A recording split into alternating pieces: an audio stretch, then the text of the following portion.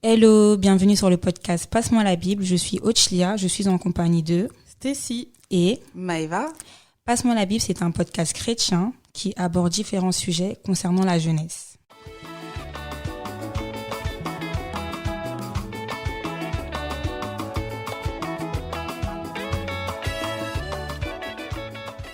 Hello, Hello. peux-tu te présenter? Alors, je m'appelle Maëva, j'ai 29 ans et j'habite en Île-de-France. Très bien. Alors, comment as-tu rencontré le Seigneur? Alors, avant de parler de ma rencontre véritable, je vais parler un peu de comment j'ai connu le Seigneur, on va dire. Donc, j'ai grandi dans une famille catholique du côté de ma mère. Et mon père, lui, était un peu animiste, protestant, évangéliste, je pense qu'il se cherchait un peu. Et donc, comme ma mère était catholique, elle m'a inscrit au catéchisme. Et donc, j'ai fait toutes les étapes du catéchisme.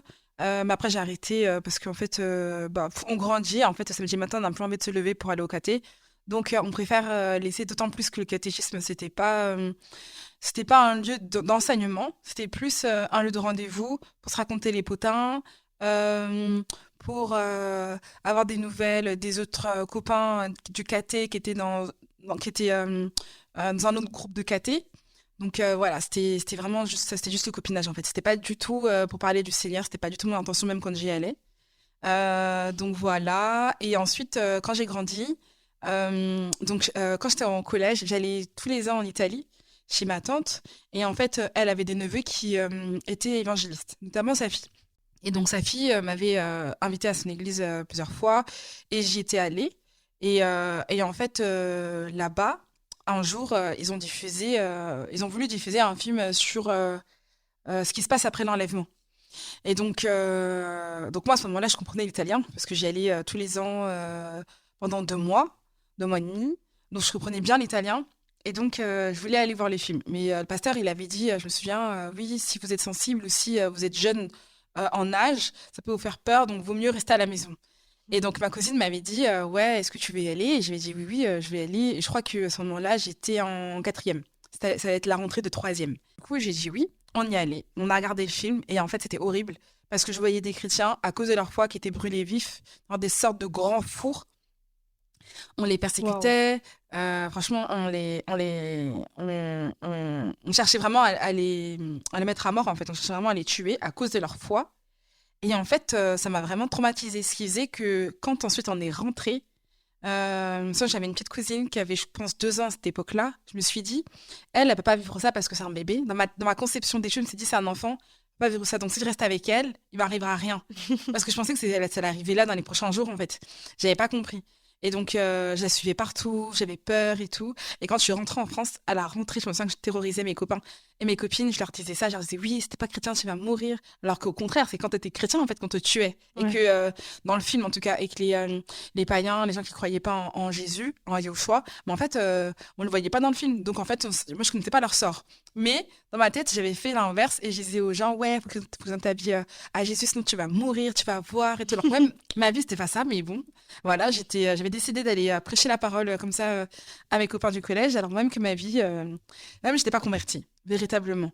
Et donc les années sont passées et en fait, je vais faire un bond dans le temps, On arrive à l'âge de mes 17 ans et en fait, à ce moment-là, j'avais une autre cousine avec qui j'ai grandi en France, qui avait accepté le Seigneur depuis plusieurs années, qui m'avait invité, sa petite sœur, pardon, et moi à une réunion de la jeunesse.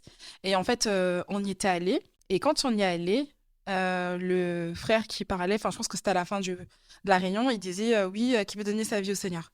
Et là, je vois ma petite cousine on a quoi, 4 ans d'écart, je crois. Non, 5 ans d'écart, qui se lève et qui dit, moi, je vais y aller. Et je lui dis, mais attends, mais tu fais quoi là? C'était pas du tout le plan là. On devait juste accompagner ta sœur et ensuite on devait partir faire nos plans. Et là, elle se lève et elle donne sa vie au Seigneur. Bam, délivrance. Donc moi déjà, je suis choquée parce que je sais pas ce que c'est une délivrance. Je la vois remuer par terre et tout. Je me dis, mais où est-ce que j'ai mis les pieds? Les gens qui crient, des sorts. Je me dis, mais attends, c'est quoi ça en fait? J'étais choquée. J'ai été choquée. Et maman m'a posé la question, est-ce que tu donnes ta vie à Jésus? Et j'ai dit non. J'ai dit non, je veux pas. Et en fait, ils m'ont dit, ok, bah écoute, y a pas de problème, c'est ton choix. Et on est parti. Et sur le chemin du retour, on est rentré avec tous les jeunes en fait qui étaient là à ce programme. Mhm. Et je me souviens, il y en avait un qui m'avait dit non, mais franchement, donner sa vie au Seigneur, c'est vraiment le meilleur choix qu'on peut faire pour sa vie. Tu verras, c'est trop bien. Franchement, mais tu rates rien du tout. La vie dans le Seigneur, c'est même mieux que dans le monde et tout. Mais moi, en fait, à ce moment-là, j'étais en gérance avec un gars. Et je me suis dit, c'est hors de question en fait, que je donne ma vie au Seigneur pour rater en fait cette personne-là que je pensais être une perle, alors que c'était pas du tout ça. Hein. C'était vraiment un caillou dans une chaussure. Vraiment. Et je me suis dit, non, non, non, mais c'est mort et tout. Là, il y a le gars là en question, là, qui est sur le Teco. Je vais le récupérer, on va se mettre ensemble. Et c'est vraiment l'homme de ma vie. On va faire notre vie ensemble. Donc, ensuite, on se met ensemble. La rentrée de terminale passe, donc j'arrive en terminale. Et en fait, ce garçon-là n'habitait pas dans ma ville, il était même dans une autre région. Il était dans une autre région, donc on se voyait. C'est une relation à distance, du coup. Et on se voyait les week-ends sur Paris, quand il descendait à Paris. Il était plus âgé que moi, il était en BTS, donc je crois qu'il avait 20 ans et moi je venais d'avoir mes 18 ans. Et en fait, je voyais trop comme, je sais pas comment, des étoiles dans les yeux. Pour moi, c'était vraiment l'amour parfait. fou, l'homme parfait. Même s'il y avait des défauts, mais c'était l'homme parfait. Je me suis dit, ah non, mais c'est lui pour moi, c'est moi pour lui, et voilà. Et en fait, le temps est passé et cet homme-là, en fait, il m'a déçu, il était là que pour une seule chose. Et comme il a pas réussi à obtenir ce qu'il voulait, en fait, il est parti. Quand il est parti, ça m'a pas fait trop mal parce que j'ai pas non plus pleuré ni rien. Je pense que le Seigneur avait commencé à faire son travail parce que je me souviens que ma cousine me parlait beaucoup, donc ma grande cousine me parlait beaucoup de l'amour. Oui, l'amour selon le Seigneur, c'est pas l'amour selon le monde. Le Seigneur, il t'aime de manière inconditionnelle, peu importe comment tu es, etc. Et quand en fait il m'a quittée, je me suis dit, mais en fait, c'était pas le vrai amour, c'était pas le vrai amour, c'était pas le véritable, parce que sinon, il serait resté avec moi en dépit du fait il n'obtenait pas tout ce qu'il voulait de moi. Alors que non, pour lui, il n'avait pas obtenu ce qu'il voulait. Il voulait aussi me façonner selon les critères qu'il avait de la femme, alors qu'en fait, je suis moi-même, et donc je peux pas être quelqu'un d'autre. Et donc ça, je pense qu'il avait aussi un peu de mal avec ça. Je pense que comme j'étais plus jeune que lui, il s'est dit, bon, je vais être malléable, alors qu'au final, je l'étais pas tant que ça. En tout cas, pas assez pour lui. Et donc, voilà. Et je passe... Donc, mon année terminale était très difficile parce que cette année-là, il y a ma mère qui a demandé le divorce à mon père. Donc là, ça a vraiment été le choc au niveau de la famille. Personne n'en revenait, ça m'avait dévastée. Ça m'avait vraiment dévastée. Et en fait, là, je passe le bac. Donc, on arrive ensuite à l'été de ma conversion, donc l'été 2012. Et là, il y a ma grande cousine qui m'invite à nouveau à un programme. Cette fois, c'était pas une réunion de la jeunesse, c'était vraiment une réunion comme ça avec tout le monde. Et là, j'y suis allée. Et dans le tram, on parlait du Seigneur et tout. Et moi, je l'écoutais, ça me bassinait un peu, mais je l'écoutais quand même. Et on arrive là-bas. Il y a un moment, donc le frère, il parle et tout ça. Il y a un moment, il dit oui, toi, il y a une personne ici qui a la haine contre son père. Et là, mon cœur, il fait tout, tout, tout, tout, tout. Il commence à battre. Je me dis, mais attends, mais là, c'est moi, là. Et il dit, oui, t'as la haine contre ton père. Tu lui fais du mal, tu l'aimes pas, et tout ça à cause des blessures, parce qu'il t'a blessé et tout, machin. Oui, chez toi, c'est comme ça, comme ça, comme ça, comme ça. Et là, j'ai regardé ma cousine. Je me suis dit, non, mais elle, là, quand on va rentrer dans le train, je vais la choper. Et je vais lui dire mes 4 vérités, parce que comment ça raconte ma vie à un inconnu que je connais pas, c'est pas normal. Elle dit qu'elle est chrétienne, mais zéro, en fait. J'étais trop choquée.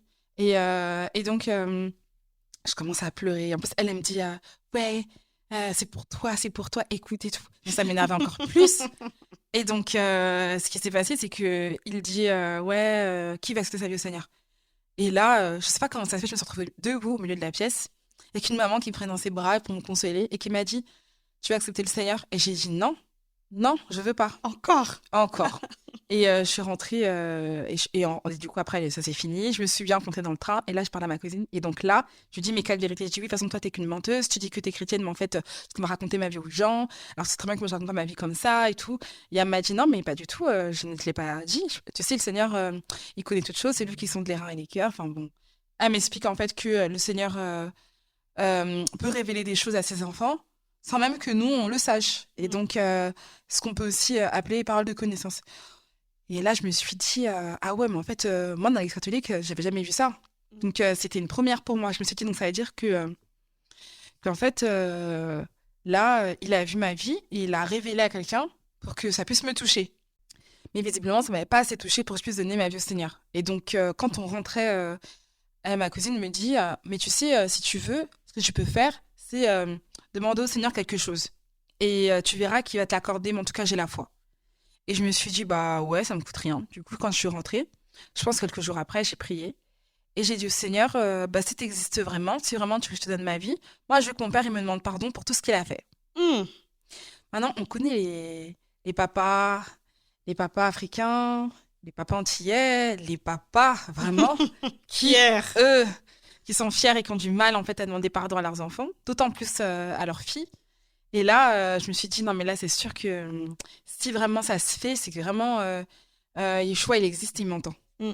Et en fait, entre-temps, j'ai eu les résultats de mon bac. Donc, j'ai eu mon bac, merci Seigneur. Et donc, mon père m'a appelé pour me féliciter et tout ça. Donc, il me fait asseoir au salon, des grandes discussions, comme on peut en connaître. Il va raconter toute sa vie, alors que de base, il voulait te parler à toi. Enfin, bon, bref. Et donc, là, il me dit, voilà, j'en profite comme t'es là pour dire que je suis fière de toi et tout. Donc, c'est des mots vraiment qu'il m'avait jamais dit à ce moment-là. Et il me dit, je te demande pardon pour tout ce que j'ai pu te faire. C'est vrai que j'étais très dure dans ton éducation, plus qu'avec les autres. Je regrette, il y a beaucoup de choses que je regrette. Je demande pardon pour ci, pour ça. Et là, tout de suite, ma prière, elle est revenue dans ma tête et j'étais choquée. Je me suis dit, non, mais ça veut dire qu'il m'entend vraiment, genre, que là, vraiment, j'ai prié et ça a marché. Et c'est vraiment à partir de là que je donnais ma vie au Seigneur. C'est là que j'ai eu ma rencontre avec le Seigneur. Voilà. Donc, ce jour-là, dans ton cœur, tu avais décidé vraiment de donner ta vie au Seigneur, sans forcément repasser par une réunion avec des frères et sœurs. Ouais, vraiment, ce jour-là, j'ai vraiment décidé de donner ma vie au Seigneur. D'autant plus qu'entre-temps, ça m'avait rappelé un songe, enfin, un rêve que j'avais eu quand j'étais 2 ans plus tôt, quand j'étais en seconde, dans lequel, en fait, je dormais. Et dans ce rêve, je me suis réveillée et je regardais par ma fenêtre. Et en fait, à l'époque, mes volets, je ne fermais jamais jusqu'en bas. Je laissais toujours un peu entrouvert. Et dans mon rêve, c'est ce qui se passait. Mes volets étaient entrouverts. Et là, j'ai regardé par la fenêtre et je voyais une dame qui avait un porte-bébé, avec un bébé qui était posé sur sa poitrine. Elle marchait. Et en fait, en un clignement d'œil, en un battement de cils, son bébé, il a disparu. Comme s'il était évaporé. Et quand elle a remarqué, elle a tout de suite senti l'absence de son enfant, elle a paniqué. Elle a commencé à demander de l'aide et elle pleurait. Elle demandait de l'aide aux passants. Et il y a un monsieur qui lui a dit, qu'est-ce qui se passe, madame? Et elle a dit, j'ai perdu mon bébé, il était là et il est plus là. Et où est-ce qu'il est passé? Il pleurait. Et je me suis dit, c'est bizarre. Du coup, je suis partie au salon. Et là, je vois toute ma famille devant la télévision. Et en fait, c'était le journal. Et donc là, on voit la présentatrice du journal qui commence à expliquer qu'il y a un événement mondial qui s'est déroulé partout dans le monde. Où il y a eu des disparitions massives, il y a eu des crashs d'avions, il y a eu des trains qui ont déraillé. Et en fait, les images qu'on voyait, c'était vraiment apocalyptique. On voyait des trains qui sortaient de leur voie, des avions qui crashaient avec les flammes et tout. Enfin, c'était vraiment apocalyptique. Et en fait, quand j'ai vu ça à la télévision, j'ai appelé ma cousine, donc celle qui m'avait invitée à des programmes. Je l'appelle et je lui dis oui. Ah non, j'essaie de l'appeler et en fait, ça sonne, ça décroche pas. Ça sonne, ça décroche pas. J'appelle sur le fixe, ça sonne. Alors je me dis, mais il doit au moins avoir ses parents, il doit avoir au moins mon oncle ou ma tante qui peut décrocher le téléphone. Personne ne décroche le téléphone. Et là, je vais dans ma salle de bain et face à mon reflet, je commence à pleurer. À pleurer.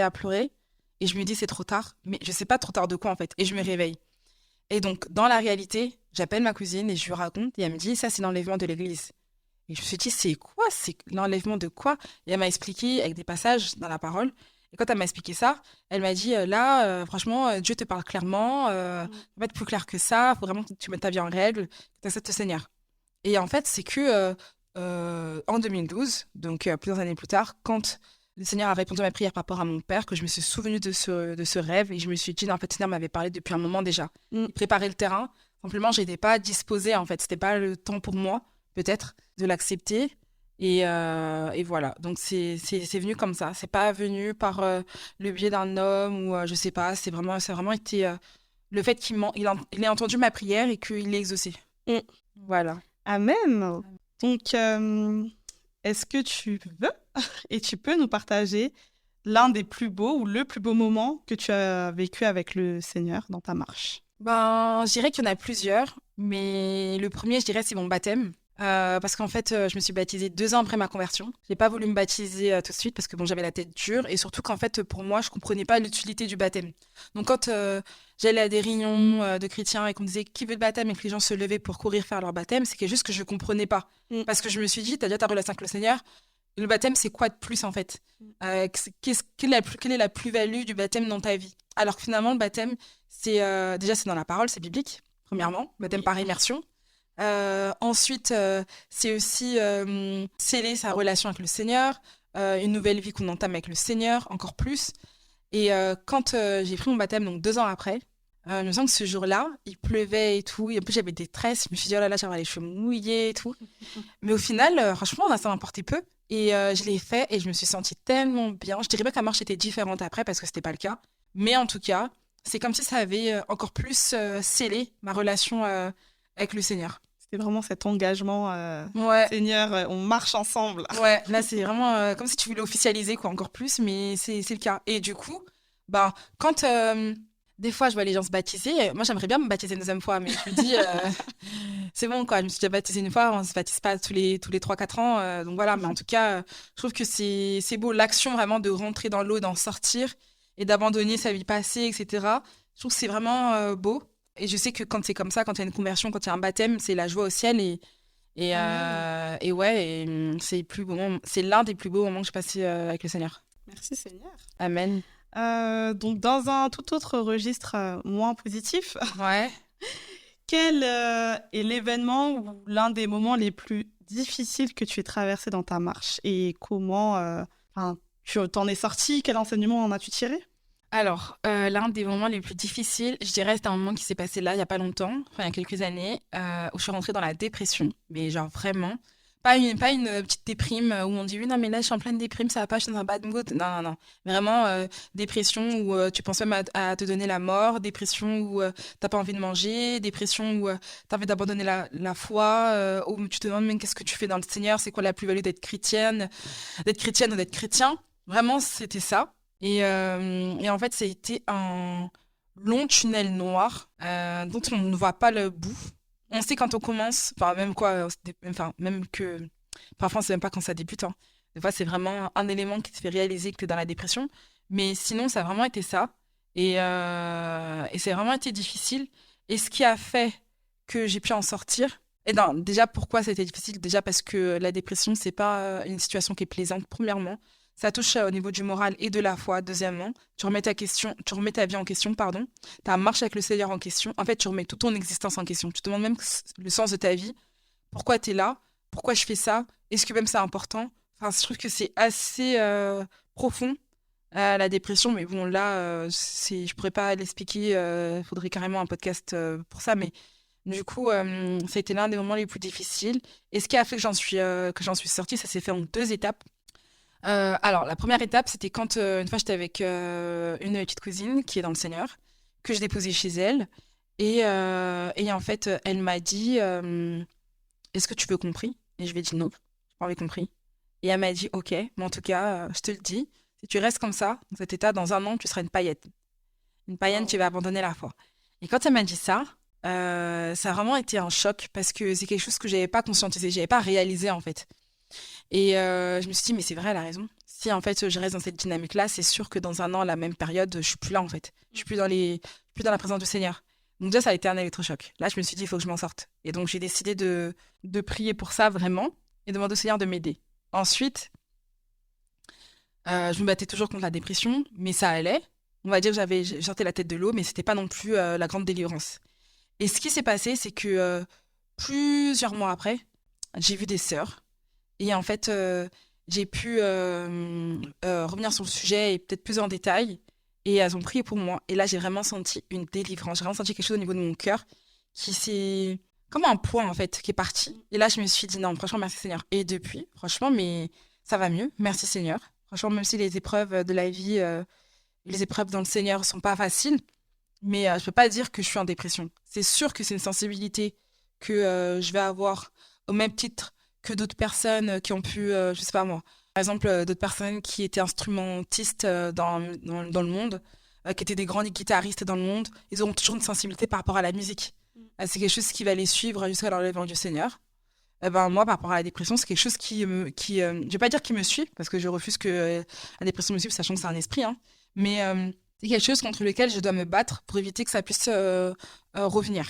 Et donc, voilà, merci Seigneur, j'en suis sortie. Mais c'était le moment le plus difficile que j'ai passé avec le Seigneur jusqu'à présent. D'accord. Merci en tout cas. Et donc, Si tu devais définir ta relation avec le Père en un seul mot, ça serait lequel et pourquoi? Ce serait vraiment le mot fidélité. Fidélité. Si je devais retenir qu'un seul mot, ce serait vraiment la fidélité du Seigneur. Parce que Seigneur, franchement, dans toute ma marche, plusieurs fois, en fait, j'ai voulu abandonner le Seigneur, mais vraiment, vraiment, en ayant vraiment le cœur résolu à mettre fin à ma relation avec le Seigneur. Et le Seigneur n'a jamais permis que ça puisse se faire parce qu'il a toujours mis, il a toujours créé une situation, mis quelqu'un sur mon chemin pour me dire une parole qui fasse déclic en fait en moi, qui me rappelle en fait le premier amour, qui me rappelle en fait que malgré les épreuves, le Seigneur en fait demeure toujours présent, demeure toujours fidèle, et c'est vraiment ça. Parce que je me souviens qu'il y a eu plusieurs épisodes où c'était vraiment difficile. Je me suis dit non mais là c'est mort quoi. Enfin là je vais pas continuer, c'est pas possible. C'est-à-dire pas permettre ça dans ma vie. Et où vraiment j'étais vraiment à bout. Et le Seigneur a toujours permis dans sa fidélité que de me relever, de me rappeler qu'il était là pour moi, qu'il m'entendait et prend pas plaisir en fait quand ses enfants sont tristes. Donc voilà. Est-ce que tu as un petit mot pour la fin, pour clôturer? Alors ce que je dirais, c'est que bon, comme je l'ai dit, j'ai donné ma vie au Seigneur, j'avais 18 ans, aujourd'hui j'en ai 29, donc ça fait 11 ans par la grâce du Seigneur. Mais bon, 11 ans, qu'est-ce que c'est devant l'éternité? Rien du tout. C'est quand on voit dans la parole qu'un jour est comme 1000 ans est comme un jour. Mais ce que je dirais, c'est que, en fait, franchement, même si c'est vrai que la marche chrétienne, c'est pas un long fleuve tranquille, ça on le sait. Mais quand on le réalise, je pense que c'est autre chose. Quand vraiment on a toutes les épreuves qui se mettent sur notre chemin, on se dit, mais en fait, moi je savais pas qu'il y avait tout ça. Mais le Seigneur, en fait, quand on lâche vraiment prise, c'est lui qui nous donne la force. Mais vraiment, c'est-à-dire que même le matin, quand tu es au fond de ton lit, en train d'être vraiment au bout du rouleau, c'est lui qui te donne une force pour te lever chaque matin. Et en fait, ça, je l'ai réalisé aussi, qui donne aussi le souffle de vie. Il aurait pu nous ôter la vie la nuit. Il y en a qui se réveillent jamais la nuit. Ils dorment et puis on découvre le matin qu'ils sont morts. Et le Seigneur, en fait, s'il permet que je sois encore vivante, que je sois encore là, dans ses voies, malgré mes cascades, malgré mes difficultés, c'est parce qu'il a encore quelque chose de prévu pour moi, pour nous, dans ma relation avec lui. Et c'est ça qui me fait tenir, en fait. Et je me dis que, bah voilà, c'est ce que je pourrais partager, c'est que le Seigneur, en fait, connaît nos vies, il connaît nos faiblesses. Et pour autant, chaque jour, il te donne l'occasion de pouvoir te rapprocher un peu plus de lui. Amen. Amen. Merci Maëva pour ton témoignage. Merci à toi. C'est de nos souffrances dont tu t'es chargé, frappé de Dieu et humilié. Ce sont nos péchés qui t'ont brisé. Le